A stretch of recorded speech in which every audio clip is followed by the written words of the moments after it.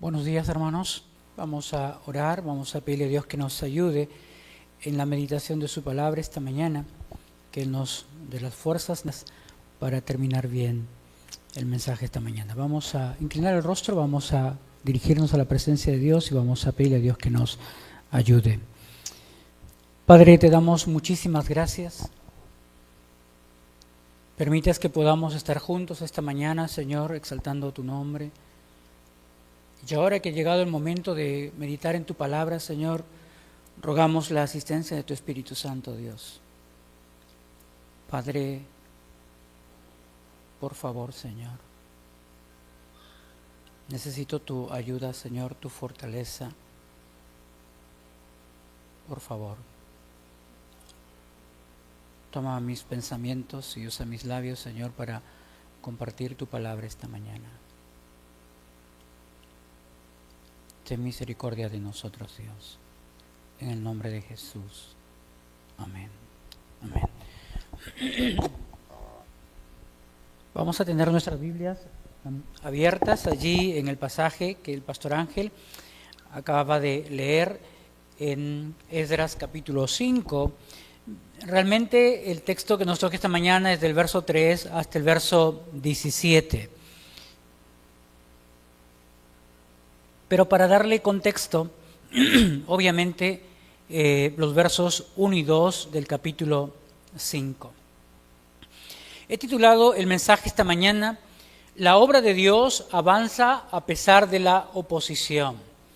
La obra de Dios no se detiene. La obra de Dios, por ser de Dios, está bajo la soberanía de Dios y por eso la obra no se detiene a pesar de los inconvenientes que podamos tener cuando estamos tratando de servir al Señor.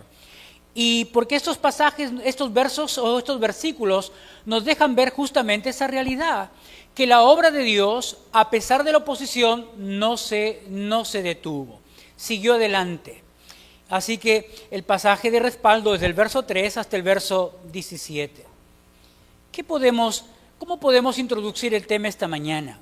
Podemos decir lo siguiente. El libro de Esdras relata cómo Dios restauró a su pueblo después del exilio en Babilonia. 70 años pasaron de cautiverio en Babilonia las tribus del sur, la tribu de Benjamín, la tribu de Judá, que fueron exiliados hacia Babilonia.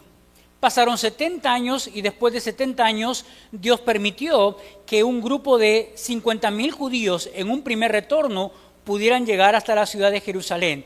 Pero ¿cómo estaba Jerusalén? Jerusalén estaba en ruinas, el templo estaba destruido y la ciudad también estaba desolada. Bajo el decreto del rey Ciro, entonces, regresaron los judíos con el propósito de reconstruir el templo, pero también de reconstruir la ciudad. Sin embargo, pronto comenzó también la oposición, comenzaron también los problemas, como vemos en capítulo 4, verso 4 y verso 5 del libro de Esdras. Mire lo que dice capítulo 4 y verso 5, del capítulo 4, 4 y 5.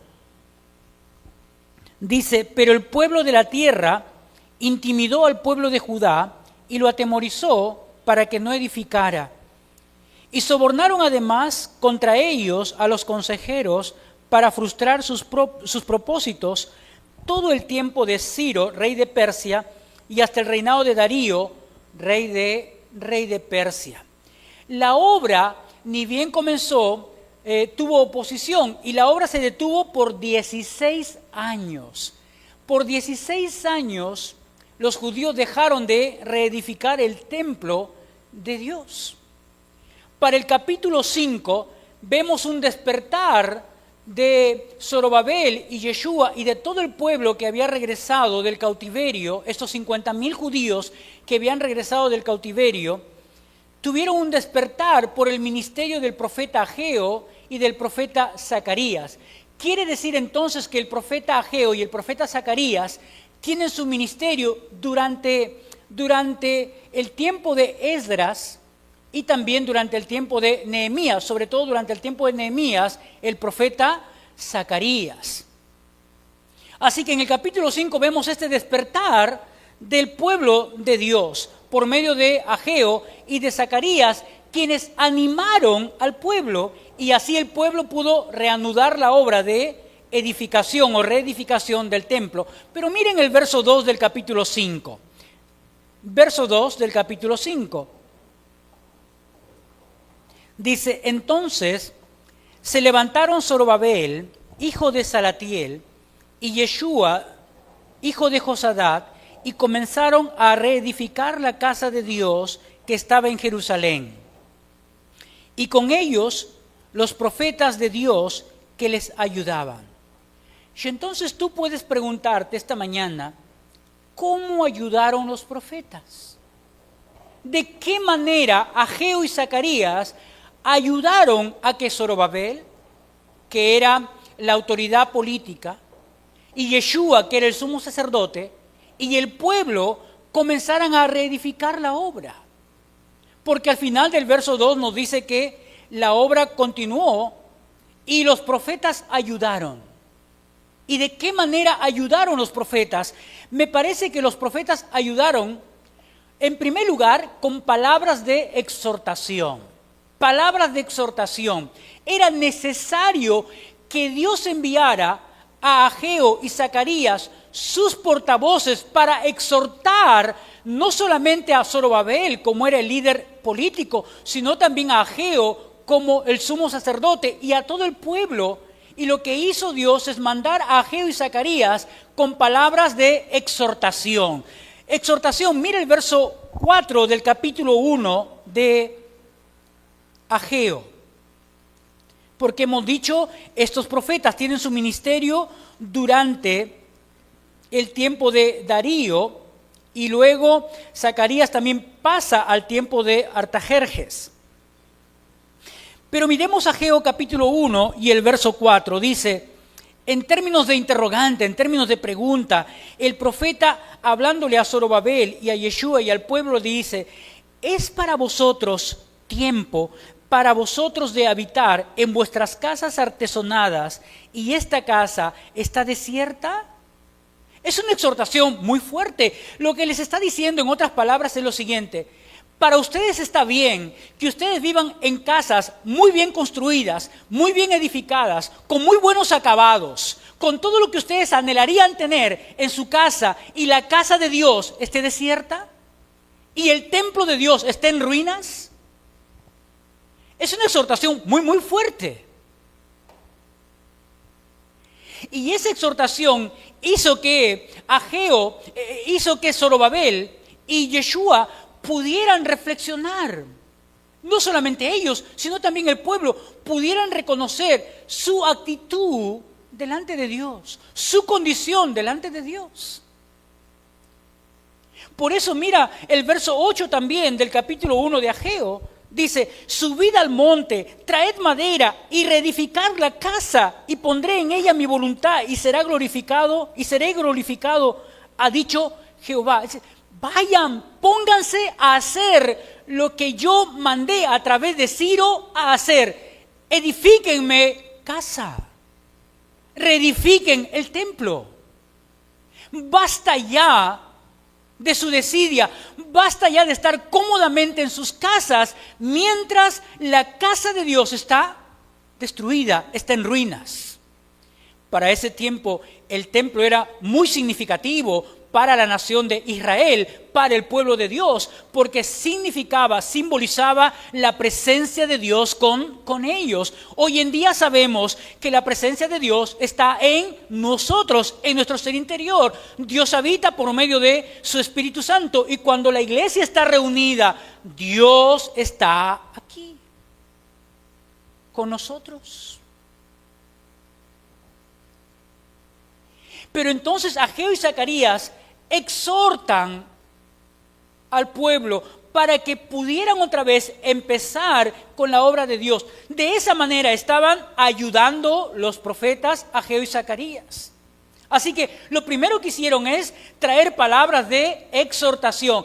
Necesitamos palabras de exhortación. Cuando nos dormimos en nuestros laureles, cuando descuidamos nuestra vida espiritual, cuando dejamos el servicio al Señor, necesitamos que alguien nos llame la atención. Necesitamos que alguien nos haga ver nuestra actitud, nuestra condición interior para producir un cambio en nosotros. Para producir un cambio en nuestra actitud. Así que lo primero que hicieron Ageo y Zacarías es traer palabra de exhortación. Había que exhortarle al pueblo y a los líderes para que comenzaran a reedificar la casa de Dios. Pero en segundo lugar, también trajeron palabras de ánimo, palabras de fortalecimiento de su ánimo. Mira lo que dice Ageo capítulo 2, verso 4. Ahora pues, Zorobabel, esfuérzate, dice Jehová, esfuérzate también, Yeshua, hijo de Josadat, sumo sacerdote, y cobrad ánimo, pueblo todo de la tierra, dice Jehová, y trabajad porque yo estoy con vosotros, dice Jehová de los ejércitos. ¡Qué lindo! Los profetas dando palabras de ánimo, palabras de aliento a un pueblo que estaba desalentado, a un pueblo que estaba temeroso, haciéndole recordar que Dios está con ellos, como el Señor está con su iglesia. La cabeza de la iglesia es Cristo y Él dirige su iglesia. Él dirige su iglesia. Así que lo segundo que podemos ver en que ayudaron los profetas, Ageo y Zacarías, es trayendo palabras de ánimo, palabras de fortalecimiento. Verso 9 del capítulo 2 de Ageo dice lo siguiente: la gloria postrera de esta casa será mayor que la primera, ha dicho Jehová de los ejércitos, y daré paz en este lugar, dice Jehová de los ejércitos, confortando sus corazones. Zacarías, ahí nada más, voltea la página, Zacarías capítulo 4 y el verso 6, para que notemos qué palabras de ánimo, de fortalecimiento le da Zacarías al pueblo, a Zorobabel, a Yeshua y al pueblo. Zacarías 4, verso 6. Entonces respondió y me habló diciendo: esta es palabra de Jehová a Zorobabel. ¿Qué dice? No con ejército ni con fuerza, sino con mi espíritu, ha dicho Jehová de los ejércitos. Les anima entonces, mirando la obra del Espíritu Santo en ellos. Que lo que ellos están haciendo, que la manera como van a reaccionar ahora, tiene que ver con una obra del Espíritu Santo en sus vidas, Verso 9, y las manos de Zorobabel echarán el cimiento de esta casa, y sus manos la acabarán, y conocerás que Jehová de los ejércitos me envió a vosotros. ¡Qué ánimo! Zorobabel, tú vas a acabar la obra. Tú vas a terminar la obra de reconstrucción del templo, porque así yo lo he determinado, dice Dios. ¡Qué palabras de ánimo! ¡Qué palabras de aliento, hermanos!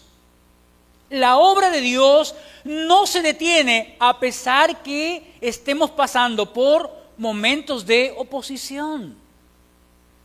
Así que los profetas Ageo y Zacarías ayudaron con palabras de exhortación. En segundo lugar, con palabras de ánimo y fortalecimiento espiritual. Pero en tercer lugar, animaron también al pueblo o ayudaron al pueblo con palabras que anunciaban la esperanza del Mesías. La esperanza del Mesías, la venida del Mesías que estaban esperando. Mira lo que dice Zacarías capítulo 3 y el verso 8. Zacarías 3:8 dice lo siguiente: escucha pues ahora, Josué, sumo sacerdote, tú y tus amigos que se sientan delante de ti, porque son varones simbólicos. He aquí, yo traigo a mi siervo el renuevo, hablando de el Señor Jesús, hablando del Señor Jesús. El capítulo 6 y el verso 12 dice, y le hablarás diciendo, así ha hablado Jehová de los ejércitos diciendo, he aquí el varón cuyo nombre es el renuevo, el cual brotará de sus raíces y edificará el templo de Jehová. Hablando del Mesías. Y Ageo capítulo 2, verso 7, mira lo que dice, y haré temblar a todas las naciones, y vendrá el deseado, hablando del Mesías, y vendrá el deseado de todas las naciones, y llenaré de gloria esta casa, ha dicho Jehová de los ejércitos. De esa manera, Ageo y Zacarías estaban ayudando, estaban animando, estaban consolando, estaban fortaleciendo al pueblo para que continuara con la obra de Dios. Mientras la obra avanza, nuevamente surge oposición.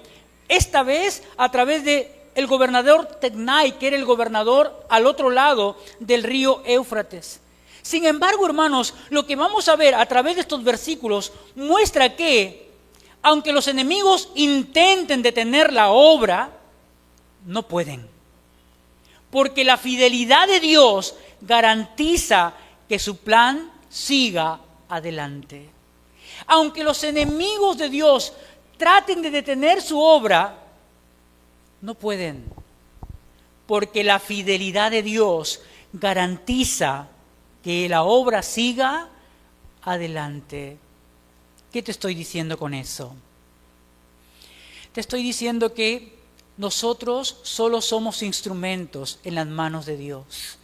Que la obra es de Dios y descansa sobre la soberanía de Dios. Y que Dios va a culminar su obra usando nuestras vidas como instrumentos útiles en sus manos. Y va a ser fiel para terminar no solo lo que nos permite empezar, sino lo que Él mismo ha empezado también en nuestras propias vidas. Por eso el título del mensaje esta mañana, la obra de Dios avanza a pesar de la oposición. 3 cosas vamos a ver esta mañana. En primer lugar, la oposición siempre aparece cuando queremos obedecer a Dios. ¿Se ha dado cuenta de eso? La oposición siempre aparece cuando obedecemos a Dios. Cuando tú intentas caminar bien con Dios, cuando tú intentas obedecer a Dios viviendo en santidad, siempre vas a tener oposición. Siempre vamos a tener oposición. Quiere decir entonces que en primer lugar la oposición es ineludible.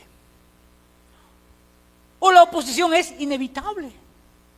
Siempre habrá oposición en la vida de un creyente que quiere andar en obediencia a Dios. Mire el verso 3 del capítulo 5.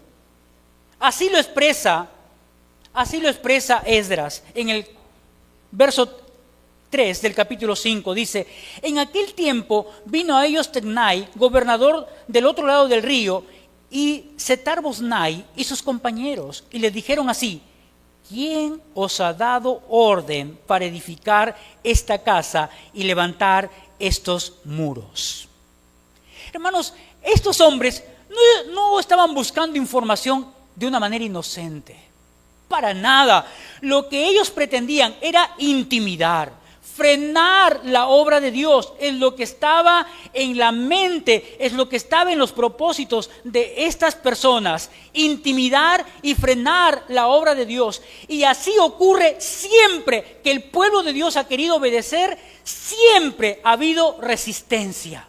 Siempre han tenido oposición. Por ejemplo, Moisés fue resistido por Faraón cuando Dios le dijo a Moisés, preséntate delante de Faraón y dile, deja ir a mi pueblo para que mi pueblo me adore en el desierto. Y Faraón se opuso a la obra de Dios. Se opuso a la obra de Dios.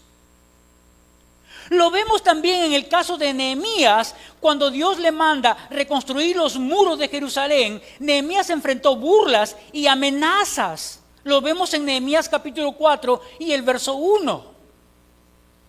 Así que hermanos, cada vez que Dios levanta un movimiento de obediencia, siempre habrá resistencia. El mismo Señor Jesús fue perseguido desde su nacimiento hasta la cruz. Jesús también fue perseguido desde su nacimiento hasta la cruz. Recordarán ustedes Mateo capítulo 2, verso 13. Dios le habla a José y le dice: José, toma a tu mujer, toma al niño y huye a Egipto. ¿Por qué?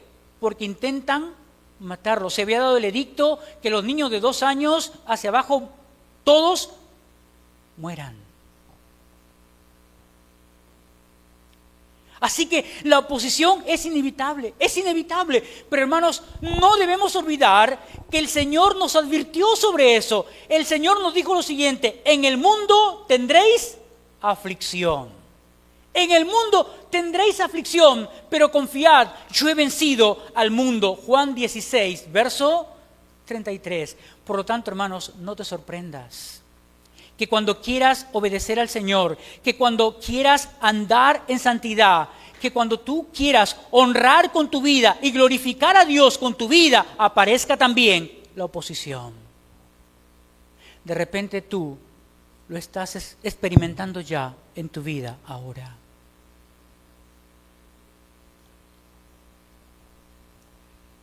Pero tienes que recordar que esto no es una novedad en la vida de un creyente.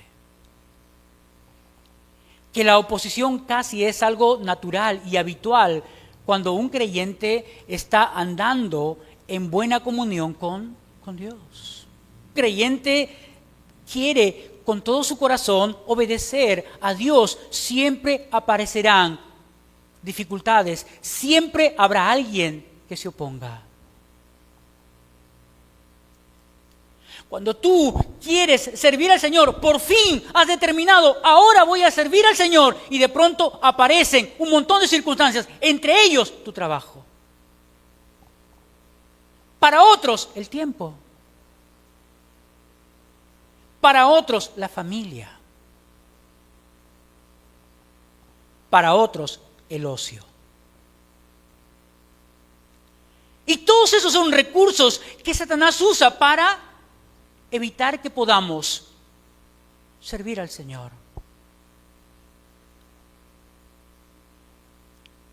Así que, pensando en que la oposición siempre aparece cuando obedecemos a Dios, tenemos que pensar, en primer lugar, que la oposición es ineludible, como tenemos en el verso 3. Pero en segundo lugar, debemos también pensar que la oposición prueba nuestra confianza en Dios.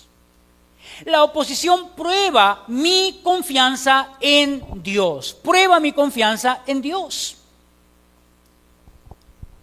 Y hermanos, mira lo que dice el verso 5. Mas los ojos de Dios estaban sobre los ancianos de los judíos y no les hicieron cesar hasta que el asunto fuese llevado a Darío, y entonces respondieron por carta sobre esto. Pero mira la expresión: mas los ojos de Dios estaban sobre los ancianos de los judíos. Esta expresión, mas los ojos de Dios, la encontramos en la Biblia repetidas veces.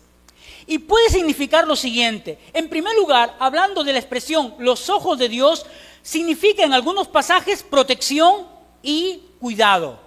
Por ejemplo, mira el Salmo 33 y el verso 18. Salmo 33, verso 18.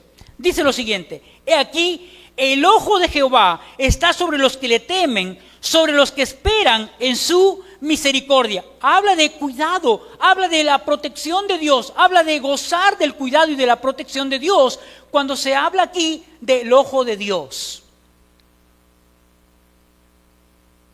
Pero también lo tenemos en el capítulo 34, en el Salmo 34 y el verso 15. Mira, los ojos de Jehová están sobre los justos y atentos sus oídos al clamor de ellos. Enfatizando así la protección y el cuidado de Dios. Entonces, cuando se habla de la protección de Dios o de los ojos de Dios, un primer énfasis es el cuidado y la protección de Dios. Pero en la Biblia también la expresión los ojos de Dios significa la supervisión de Dios y la providencia de Dios.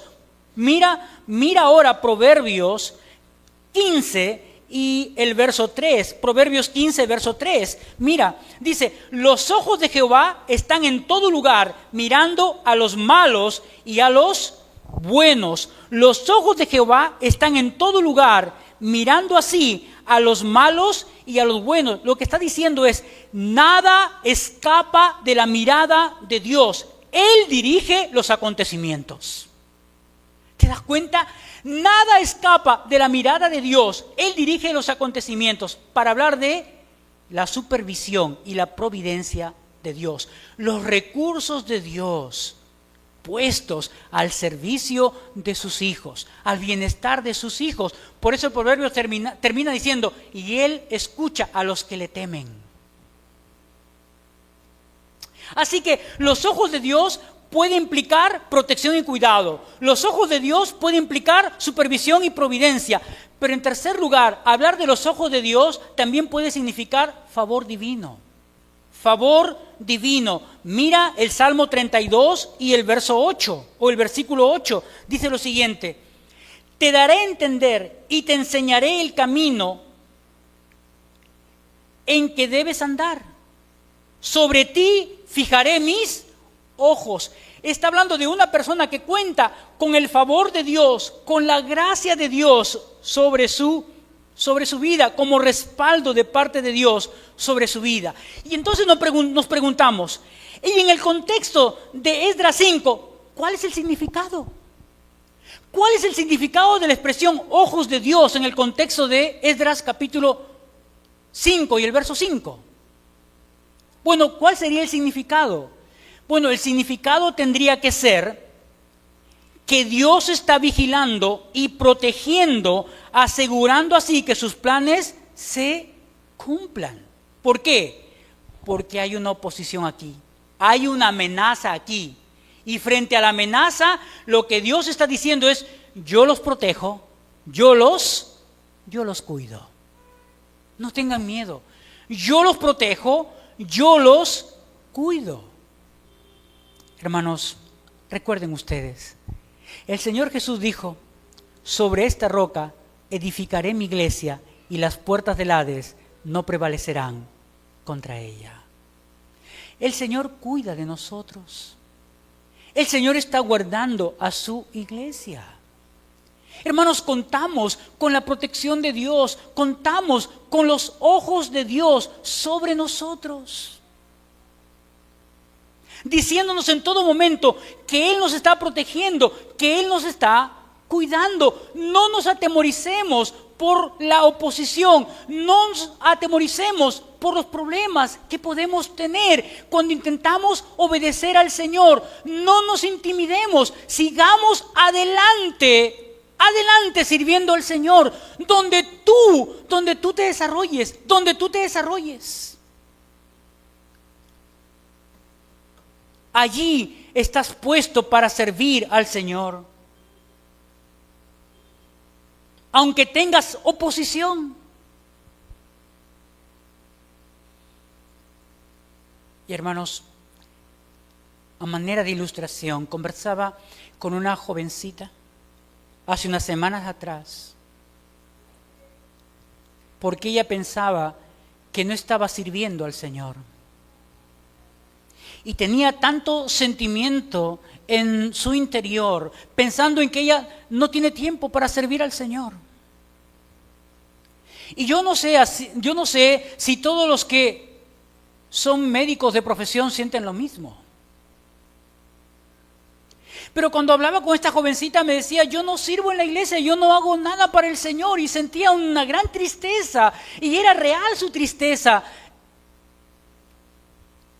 Pero hermanos, el Señor me guió para decirle, quién sabe, tú tienes el ministerio más difícil que puede tener un creyente.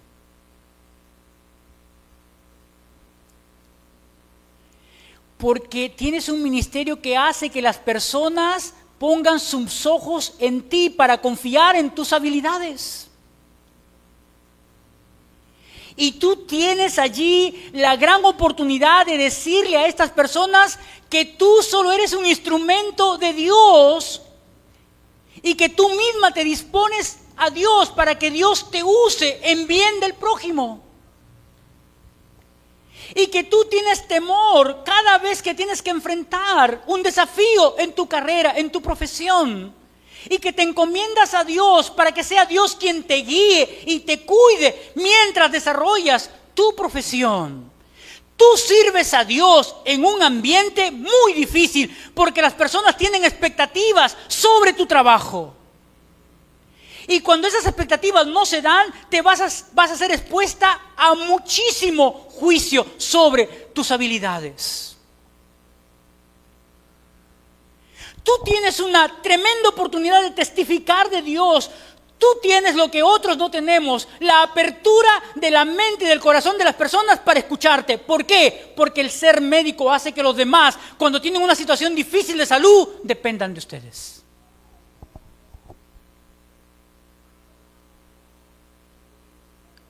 Y entonces tienes un tremendo panorama de servir al Señor con lo que tú haces. Yo espero que eso le haya ayudado. Espero que eso le haya ampliado su panorama. Que mejor que cualquier otra persona, en cualquier otra profesión, los médicos tienen muchísimo campo para hablar de Dios. Y como las personas en ese momento están sensibles, tan sensibles, tienen una tremenda apertura para escucharte, así no quieran. Y Dios honra su palabra.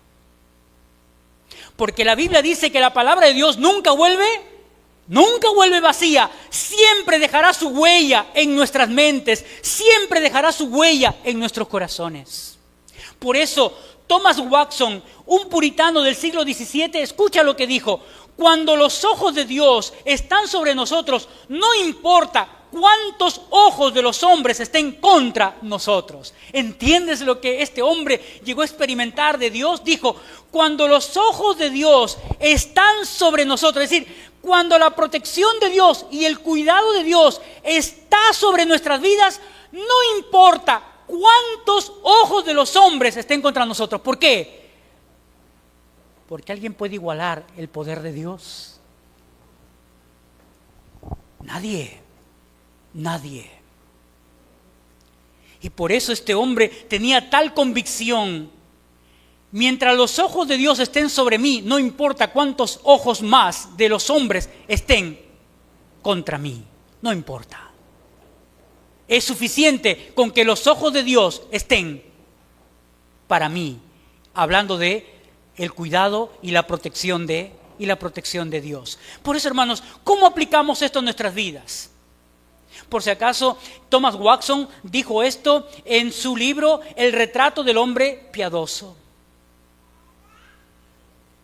Pero, ¿cómo aplicamos este primer punto a nuestras vidas? Hablando de la oposición, siempre aparece cuando obedecemos a Dios. ¿Cómo aplicamos esto? Lo aplicamos de la siguiente manera. Las críticas, el desánimo, las luchas no son señales de abandono de Dios, sino pruebas para afirmar nuestra fe. ¿Entiendes eso? Que cuando pasas por momentos de desánimo, de luchas, de críticas, no pienses que Dios te ha abandonado. Lo que debes pensar es que son pruebas que fortalecen tu fe, que afirman tu confianza en Dios. ¿Me dejo entender? Espero que estemos asimilando lo que nos deja ver Esdras en estos versos del verso 3 hasta el verso 5.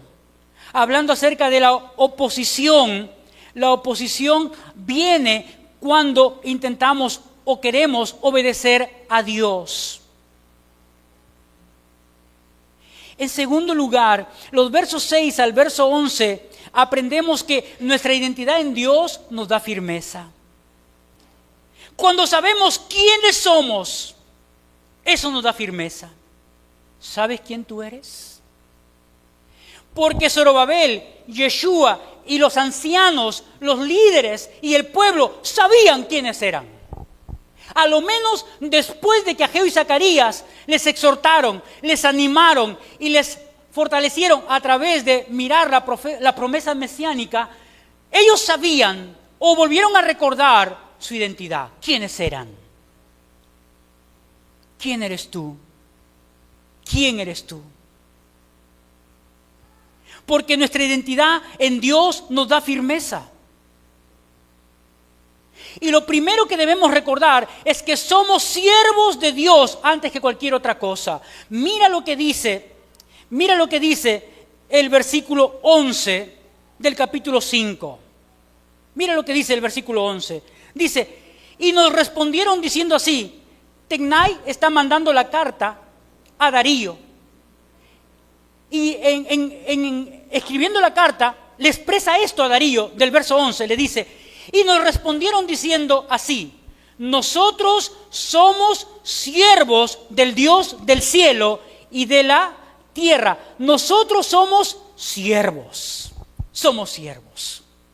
Así que tu identidad, nuestra identidad es que somos siervos más que cualquier otra cosa. Somos siervos de Dios. ¿Te das cuenta cómo ellos no responden diciendo, tenemos el permiso de Ciro, rey de Persia? No dicen eso. No apelan a un ser humano. No apelan a una autoridad humana. Apelan a quienes son. ¿A quiénes son ellos? Y hermanos, la Biblia nos dice, nosotros somos siervos de Dios. Nosotros somos instrumentos de Dios, instrumentos útiles en las manos de Dios. Queremos ser o anhelamos ser todos nosotros, instrumentos útiles en las manos de Dios. Pero la Biblia nos anima a que nosotros recordemos nuestra identidad. Somos siervos antes que cualquier otra cosa. Su identidad no estaba respaldada por alguna autoridad humana. Su identidad estaba en Dios. En Dios. El apóstol Pedro le va a decir eso a la iglesia. En 1 de Pedro capítulo 2, verso 9 dice, vosotros sois linaje escogido, real sacerdocio, nación santa, pueblo adquirido por Dios. Todas esas bendiciones hablan de nuestra identidad, lo que somos. Somos siervos de Dios. Somos el pueblo de Dios. ¿Sabes? La expresión siervo de Dios identifica a una persona obediente, a una persona dependiente, a una persona que vive en sujeción. Lo que este pueblo expresó es su humildad. Este pueblo tuvo que reconocer que la obra no lo hacían para prestigio personal, sino lo hacían como obediencia a Dios. Lo estaban haciendo por obediencia a Dios. Así que su identidad les dio fortaleza, recordando que en primer lugar eran siervos de Dios antes que cualquier otra cosa. En segundo lugar, muestra que su seguridad no dependía de los hombres, dependía de la soberanía de Dios, porque la parte final del verso 11 dice, o la primera parte del verso 11 dice, somos siervos del Dios, y luego viene del cielo y de la tierra. ¿Qué querían decir? ¿Qué estaban enfatizando? Estaban enfatizando que Dios es soberano, y que estaban haciendo la obra por mandato de Dios, y que no hay nadie más arriba que Dios es aquel que tiene autoridad sobre toda su creación, y que había usado a Ciro, un rey humano, para dar la orden de volver a Jerusalén y reedificar el templo. Y más tarde Dios va a usar la vida de Artajerjes para dar la orden de edificar los muros de la ciudad de Jerusalén. Pero todo está bajo ¿qué? Bajo la soberanía de Dios. La soberanía de Dios. Y hermanos, ahí tenemos que afirmarnos nosotros. Tenemos que afirmarnos en la soberanía de Dios. Quiere decir que Dios tiene el control absoluto de todo lo que pasa en este mundo. Que no hay nada que escape a la voluntad de Dios. que Dios tiene el control absoluto, que Dios le da sentido a nuestras vidas, que Dios sustenta la creación, como nos habla Pablo a los colosenses, que Dios tiene el control absoluto de todo lo que acontece debajo de su creación. La soberanía de Dios nos da seguridad, porque no dependemos de los hombres, dependemos de Dios, no de hombres. Y tenemos que tener cuidado con eso, porque a veces tenemos mucho más miedo de los hombres que de Dios, y somos mucho más obedientes a lo que dicta la sociedad que a Dios. Porque muchas de las cosas que tenemos como principios de vida en esta sociedad se oponen a Dios. Y por temor, muchos creyentes terminan viviendo y caminando al ritmo de la sociedad. Se han olvidado de que Dios es soberano, de que Dios tiene control absoluto de todo lo que acontece debajo del sol, como diría el rey Salomón en Eclesiastés. No hay nada nuevo bajo el sol. Dios controla todo lo que pasa y acontece en la creación. Y eso no le quita responsabilidad al ser humano, al contrario, le hace mayor responsable de sus acciones, sabiendo que el ojo de Dios está sobre nosotros, sobre buenos y malos. Pero no escapamos a la soberanía de Dios. John Owen, un puritano del siglo XVII, dijo lo siguiente: nuestro deber principal en medio de toda oposición es recordar que servimos, siervos de Cristo somos, y su causa nunca será vencida. ¿Entiendes? Nuestro deber principal en medio de toda oposición es recordar a quién servimos. Siervos de Cristo somos, y su causa nunca será vencida. Escribe o encuentras este pensamiento en su libro La Gloria de Cristo.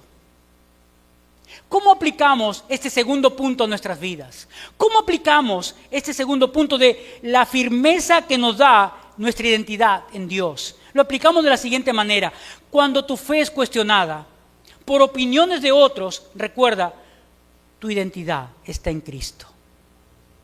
Esa es la convicción que te dará mayor fortaleza. Tu identidad no está en lo que los demás digan, en lo que los demás piensen de ti. Tu identidad está en lo que tú y yo somos en Cristo. Ahí está nuestra identidad. Por eso, hermanos, nadie puede invadir nuestros pensamientos cuando tenemos muy bien puesto nuestra confianza en Dios, nuestra identidad en Cristo. Nadie puede desalentarnos ni traer abajo lo que la psicología llama tu autoestima, tu valor personal. Porque no está en ti, sino está en la persona de Cristo tu valía. Nuestra pertenencia es que somos parte de la familia de Dios. Por eso nadie puede acabar con mi confianza en Dios. Y nadie puede acabar con mi firmeza. ¿Por qué? Porque sé quién soy. Porque tú sabes quién eres. Porque sabemos que somos hijos de Dios, siervos de Cristo, puestos a su servicio. En tercer lugar, mira los versos 12 al 17. Lo que encontramos del verso 12 al 17 es que Dios respalda su obra abriendo caminos en medio de la oposición. Dios respalda su obra y abre camino en medio de la oposición. Cuando piensas que todas las puertas se cierran, Dios te abre una. Y cuando Dios te abre esa puerta, no hay nadie que lo pueda cerrar. No hay nada que lo pueda cerrar. Así que Dios respalda su obra y abre camino en medio de la oposición. Y lo primero que vemos aquí en los versos 12 al 15 es que Dios convierte los obstáculos en una forma de dar testimonio. Dios convierte la oposición en una manera para dar testimonio. Mira el testimonio que da el pueblo de Dios cuando le hacen la pregunta: ¿Quién os ha dado orden para edificar esta casa y levantar estos muros? Y el verso 9 vuelve a repetir la pregunta. Mira el verso 9. ¿Quién os ha dado orden para edificar esta casa y para levantar estos muros? Es decir, lo mismo que les habían dicho verbalmente Tecnai y también el otro hombre llamado Setar Bosnai, ponen por escrito cada palabra que Zorobabel, que Yeshua y los ancianos y todo el pueblo había dicho, dando razón de por qué estaban reedificando el templo de Dios. Verso 9. ¿Quién os ha dado orden para edificar esta casa y para levantar estos muros? Y mira el verso 10. Son muy incisivos. Y también les preguntamos sus nombres para hacértelo saber, para escribir los nombres de los hombres que estaban a la cabeza de ellos. ¿Te das cuenta cómo querían intimidarlos? Sí, hermano, mira, para que veas. Nosotros, cuando te llega una notificación judicial a tu casa y viene con tu nombre, aunque tú salgas a la puerta y el notificador judicial dice, estoy buscando a fulano de tal, y tú sabes que eres tú, no está. ¿Y usted puede recibirme la notificación? No puedo. Entonces lo puedo dejar por abajo de la puerta. Es que está en mi casa. ¿Te das cuenta? ¿Por qué no lo recibes? ¿Qué sientes en ese momento? Temor, miedo. Y algo así fue la actitud de este hombre Tecnai, que era un gobernador para el imperio medo-persa, una de las autoridades del imperio medo-persa. Y también este otro nombre, Setar Bosnai. Y haciendo preguntas así, tan impositivas, estaban queriendo saber hasta los nombres de los que están al frente, de las cabezas.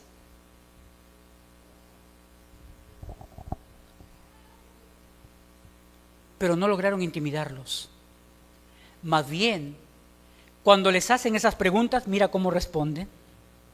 Parte de su respuesta es, somos siervos del Dios del cielo y de la tierra, y reedificamos la casa que ya muchos años antes había sido reedificada, la cual edificó y terminó el gran rey de Israel. Está hablando del primer templo, está hablando de la obra de Salomón. Pero ahora mira el verso 12.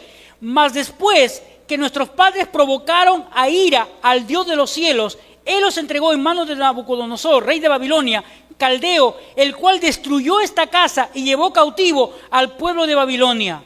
Pero en el año primero de Ciro, rey de Persia, o rey de Babilonia, bueno, ustedes dirán, pero Ciro fue rey de Persia, ¿por qué dice de rey de Babilonia acá? Porque en ese tiempo, todo imperio que conquistaba a otro imperio, se adjudicaba también los territorios del otro imperio que había sido conquistado. Y por eso aquí aparece el nombre Babilonia, el sustantivo Babilonia. El mismo rey Ciro dio orden para que esta casa de Dios fuese reedificada.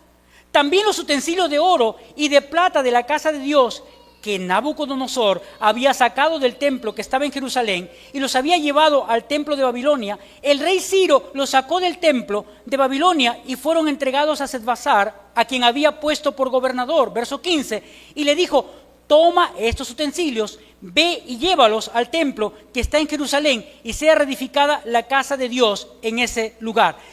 Cuando respondieron de esta manera, sin querer, estaban dando testimonio de la fidelidad de Dios. Y tú te preguntarás, ¿pero por qué, pastor, enfatiza la fidelidad de Dios? Por la siguiente razón, ¿acaso Dios no había dicho a través de Isaías como profeta que los iba a llevar 70 años de cautiverio? ¿Antes de que pasara o no? Sí, porque Isaías escribe 700 años antes de Cristo y el cautiverio se dio en el siglo VI antes de Cristo. Por lo tanto, 2 siglos antes ya Isaías había profetizado sobre el cautiverio en Babilonia. Pero Jeremías también profetizó que después de 70 años de cautiverio, Dios iba a traer otra vez a su pueblo a su lugar de origen, es decir, a Jerusalén. Y lo que está diciendo, narrando esto, diciendo, nuestros padres pecaron, y porque pecaron nuestros padres, despertaron la ira de Dios, y Dios los exilió, pero luego, a través de Ciro, se dio el decreto para volver, y no solamente volvimos nosotros, sino que volvieron también los utensilios del templo. Lo que están diciendo es, Dios ha sido fiel a su palabra. Dios ha sido fiel a su palabra. Así que, hermanos, Dios convierte los obstáculos en oportunidades para testificar de su fidelidad. Testificar de que Dios es fiel, que Dios no pasa por alto su palabra. Por eso es que Romanos 8:28 nos dice, a los que aman a Dios, todas las cosas ayudan para bien, para bien. Hermanos, después de una vivencia, después de una experiencia que tú hayas tenido y habiendo visto el obrar de Dios, ¿qué haces con esa experiencia? ¿Qué haces con eso que viviste y que Dios te dio la salida? ¿Qué haces con eso? Testificas de la fidelidad de Dios. Testificas de cómo Dios te cuidó, de cómo Dios te guardó y de cómo Dios te restauró. Estamos testificando de la fidelidad de Dios. Así que pensando en que Dios respalda su obra y abre camino en medio de la oposición, entendemos entonces que los obstáculos se convierten en oportunidades para dar testimonio. Los obstáculos se convierten en oportunidades para dar testimonio. Y en segundo lugar, versos 16 y 17 nos habla de que la obra de Dios no puede ser detenida. La obra de Dios no puede ser detenida. Porque, hermanos, el informe termina declarando, desde entonces hasta ahora se está reedificando y no está acabado. La obra de Dios sigue adelante. Para que veas en qué manera sigue adelante, mira lo que dice el verso 8. Mira lo que dice el verso 8. Sea notorio al rey que fuimos a la provincia de Judea, a la casa del gran Dios, la cual se edifica con piedras grandes, y ya los maderos están puestos en las puertas, y la obra se hace deprisa y prospera en sus manos. ¿Qué estaban diciendo? A lo menos estaban diciendo lo siguiente. Estaban diciendo, rey, el pueblo trabaja de una manera decidida, de una manera ordenada, con empeño, con esfuerzo, cumpliendo con todo detalle en la edificación de la casa de Dios. Estaban diciendo lo siguiente, estaban diciendo, ellos tienen disciplina laboral. Estaban diciendo, ellos tienen una actitud reverente. El trabajo del templo era un servicio a Dios y tenía que hacerse con devoción. Están diciendo, ellos han puesto todo su corazón, han puesto todo su empeño para servir al Señor, porque edificar el templo de Dios no es un trabajo que se deba hacer en tus fuerzas, es un trabajo que te tiene que hacer con toda devoción, porque tiene que ver con la obra de Dios, tiene que ver con la obra de Dios. Y entonces, hermano, tú puedes preguntarte, porque tú y yo servimos al Señor, y tenemos que preguntarnos si tenemos la misma actitud. Si así también servimos al Señor de una manera comprometida, de una manera ordenada, con todo detalle. Si nosotros consideramos que poner nuestras manos en el servicio de Dios, lo hacemos con devoción, con todo empeño, con todas nuestras fuerzas. ¿Cómo servimos al Señor? ¿Cómo estamos sirviendo a Dios? Pastor Alex hablaba la semana pasada de que muchos menosprecian el servicio a Dios porque no tienen tiempo, porque están ocupados en sus tareas personales, porque le dan prioridad a sus deseos, a sus propios anhelos y dejan de lado el servicio a Dios. Eso tiene que ver con una falta de amor a Dios. Tiene que ver con una falta de devoción a Dios. Tiene que ver con un menosprecio a la obra de Dios en nuestro ser interior. ¿Sabes? Richard Sibeles, un puritano del siglo XVII, afirmó lo siguiente: los enemigos de la iglesia no hacen más que afilar las armas que Dios usará para su propia victoria. ¿Entiendes? Escucha, es tan fino el pensamiento, Dice, los enemigos de la iglesia no hacen más que afilar las armas que Dios usará para su propia victoria. Pregúntate, ¿cuáles son las armas que Dios usará para su propia victoria? ¿Cuáles? Tu vida, mi vida, son las armas de Dios. Y cuando habla de que Dios quiere afilarlas, es que Dios las santifica, porque santificados en las manos de Dios, entonces tenemos asegurado la victoria, porque no hay nada que puede detener a un instrumento santificado en las manos de nuestro Dios. Por eso alguien dijo, una persona que vive en santidad es un arma poderosa en las manos de Dios. Un creyente viviendo en santidad es un arma poderosa en las manos de Dios. Dios afila tu vida, afila tus habilidades, tus dones, tus talentos, asegurando así la victoria, no por tus fuerzas, sino por la obra de Dios a través de nuestras vidas. ¡Qué tremendo hombre! En su pensamiento profundo, tan fino, los enemigos de la iglesia no hacen más que afilar las armas que Dios usará para su propia victoria. ¿Sabes? Este pensamiento sale del sermón de Isaías 42, la caña cascada.